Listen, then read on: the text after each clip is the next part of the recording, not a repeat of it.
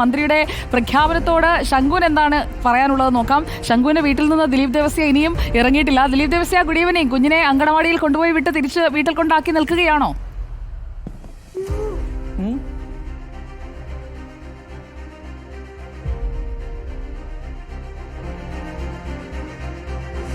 എന്തായാലും ശങ്കു മിടുക്കനായി ഇങ്ങനെ കാത്തിരിക്കുകയാണ്. ത്രിജല സുന്ദർ എന്നുള്ള മുഴുവൻ പേരൊക്കെ പറയാനായി ആ കൊച്ചു മിടുക്കൻ ശ്രമിക്കുന്നതുമൊക്കെയാണ് നമുക്ക് ഒരു കൗതുകമായി മാറിയത്. ബിരിയാണി എന്നല്ല മുഴുവൻ പറയുന്നത്, ബിർനാണി എന്നാണ്. അപ്പോൾ ആ ബിർനാണി എന്നായി ബിരിയാണിയെ നമ്മൾ പോലും പറഞ്ഞു പോകുന്ന തരത്തിലേക്ക് ആ കൊച്ചു മിടുക്കൻ കൊണ്ടുവന്നിരിക്കുകയാണ്. നമുക്കപ്പോൾ ആ കുഞ്ഞിൻ്റെ അടുത്തേക്ക് പോകണം. കുഞ്ഞിൻ്റെ വീട്ടിലേക്ക് ദിലീപ് ദേവസ്യ എത്തിയിട്ടുണ്ട്.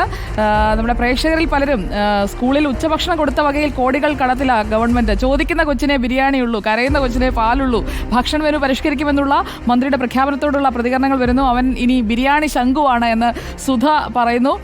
ശങ്കു പൊരിച്ച കോയും ബിരിയാണിയും എനിക്കും തരുമോ എന്ന് അമ്മയെ ചോദിക്കുന്നു. ദിലീപ് ദേവസ്യ, ബിർനാണി കിട്ടുമോ കുഞ്ഞിന്?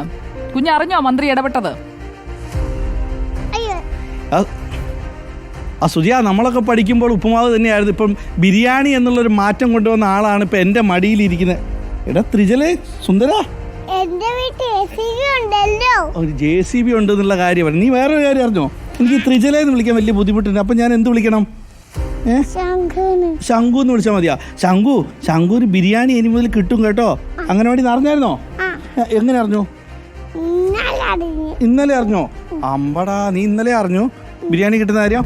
അപ്പൊ എന്തായാലും നിനക്കേ ബിർനാണി ഇനിയിപ്പോ ബിർനാണി തന്നെ കിട്ടും അവിടെ. സന്തോഷായാ?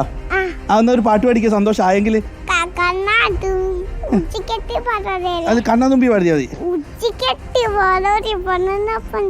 കണ്ണാന്തുമ്പി പാടി തരുമോ?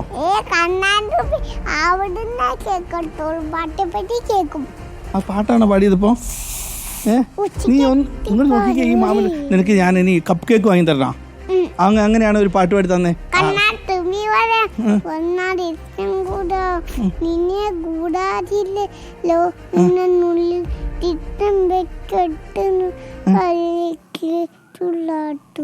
കണ്ടോ, എന്തായാലും അടിപൊളി പാട്ടൊക്കെ പാടുന്ന ആളാണ് ശങ്കർ സുന്ദർ. അപ്പൊ ഇനി ത്രിജലൊന്നും അല്ല, അവൻ ഇനി കേരളത്തിൽ അറിയപ്പെടുന്നത് ബിർനാണി ശങ്കു എന്നായിരിക്കും. അവൻ വലുതാവുമ്പോഴും അതായിരിക്കും എല്ലാവരും വിളിക്കാൻ പോകുന്നത്. ബിർനാണി അങ്കണവാടിയിലേക്ക് കൊണ്ടുവന്ന ആൾ ബിർനാണി ശങ്കുവിനൊപ്പം. തീർച്ചയായിട്ടും സുജിയ, ഞാൻ ബിർനാണി ശങ്കുവിനൊപ്പം ഇരിക്കുന്നുണ്ട്. ബിർനാണി ശങ്കു എന്താ പറയാനുള്ളത് നിനക്ക്? ബിർനാണി തന്നെ മന്ത്രിയോട് താങ്ക് യു പറയണ്ടേ? എന്നാ പറയ്, താങ്ക് യു പറയ്.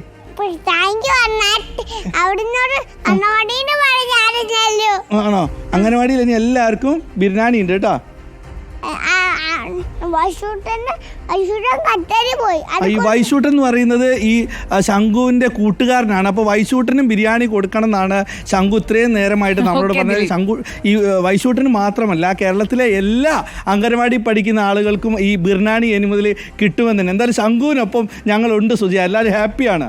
Okay, thank you Dileep Devasya. കുഞ്ഞിന്റെ ആ ഒരു പറച്ചിൽ അത് കേട്ട് കഴിഞ്ഞാൽ എങ്ങനെയാണ് ഒന്നല്ല 1-2 ബിർനാണിയെങ്കിലും കൊടുത്തു പോകുമല്ലോ എന്ന് മന്ത്രിയും ആലോചിച്ചിട്ടുണ്ടാകും. അപ്പോൾ ആരോഗ്യ മന്ത്രി, വനിതാ ശിശുവികസന വകുപ്പിന്റെയും ചുമതലയുള്ളത് മന്ത്രി വീണ ജോർജിനാണ്. അപ്പോൾ മന്ത്രി ആ കുഞ്ഞിന്റെ വിളി കേട്ടതിന്, ബിർനാണി കൊടുക്കാമെന്ന് പറഞ്ഞതിന് ഒരു ബിഗ് സല്യൂട്ട്. നമുക്ക്